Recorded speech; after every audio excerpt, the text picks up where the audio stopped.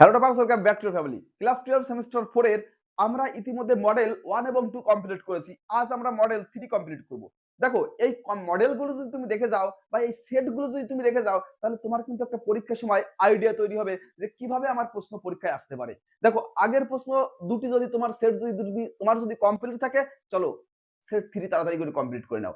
কোন কোন প্রশ্ন ইম্পর্টেন্ট আছে দেখো। এক দাগে আমরা সবাই জানি যে বিভাগ কতে আমাদের 2 নম্বরের প্রশ্ন আসবে। আমাদের প্রশ্ন লিখতে হবে কয়টা? 5টা। টোটাল মার্ক কত? 10। দেখো, তাহলে এক দাগে কি প্রশ্ন আছে যে কোনো একটি প্রশ্নের উত্তর দাও। পামার ও পার্কিন্স প্রদত্ত আন্তর্জাতিক সম্পর্কের সংজ্ঞাটি দাও। বিতে কি আছে? বাস্তববাদী তত্ত্ব কি? দেখো, দুই দাগে যে কোনো একটি প্রশ্নের উত্তর দাও। আঞ্চলিক সংগঠন বলতে কি বোঝো? সার্কের দুটি সীমাবদ্ধতা উল্লেখ। 3 যে কোনো একটি প্রশ্নের উত্তর দাও। আমলাতন্ত্রকে কেন স্থায়ী প্রশাসনের অংশ বলা হয়? এবং বিতে আছে পকেট বিটো কাকে বলে। চলো, তারপর আছে যে কোনো একটি প্রশ্নের উত্তর দাও। গ্রামসি পৌর সমাজ বলতে কি বুঝিয়েছিলেন? এবং সিপকো আন্দোলনের সুন্দরলাল বহুগুণার ভূমিকা লেখো। বিতে যে কোনো একটি প্রশ্নের উত্তর দাও। গ্রাম পঞ্চায়েত কিভাবে গঠিত হয়? এবং বিতে পৌরসভাগুলির আয়ের উৎস লেখো। দেখো, এখানে 4 নম্বরের যে প্রশ্ন আছে গুরুত্বপূর্ণ গুলো দেখো। 4 নম্বরে আমার কয়টা প্রশ্ন লিখতে হবে? 3টে। মার্ক কত আমাদের? 12 মার্ক। সেক্ষেত্রে দেখো, প্রথম যে প্রশ্নটা আছে সংক্ষেপে ইউরোপীয় ইউনিয়নের উদ্দেশ্য সমূহ আলোচনা করো। বিতে আছে কি সার্কের সমস্যা ও দুর্বলতা সম্পর্কে আলোচনা করো। দেখো, 7 নম্বরে কোন প্রশ্ন আসবে পরীক্ষায়? চিপকো আন্দোলনের সুন্দরলাল বহুগুণার অবদান সম্পর্কে আলোচনা করো। এবং বিতে নর্মদা বাঁচাও আন্দোলনের প্রভাব আলোচনা করো। 8 যে কোনো একটি প্রশ্নের উত্তর দাও। দেখো, জেলা পরিষদের 4টি কাজ লেখো। এবং বিতে আছে কি পৌরসভার কার্যাবলীর ভাগগুলির উদাহরণ সহ আলোচনা করো।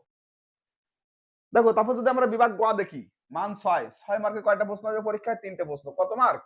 18। দেখো, বলেছে আন্তর্জাতিক সম্পর্কের তত্ত্ব হিসাবে বাস্তববাদ নিয়ে আলোচনা করো। কি নিয়ে আলোচনা করতে হবে তোমাকে? বাস্তববাদ। দেখো, বি দাগে উদারনীতিবাদের মূল বৈশিষ্ট্যগুলি আলোচনা করো। 10 দাগে যে কোনো একটি প্রশ্নের উত্তর দাও। বিশ্বায়ন কাকে বলে? বিশ্বায়নের প্রকৃতি আলোচনা করো।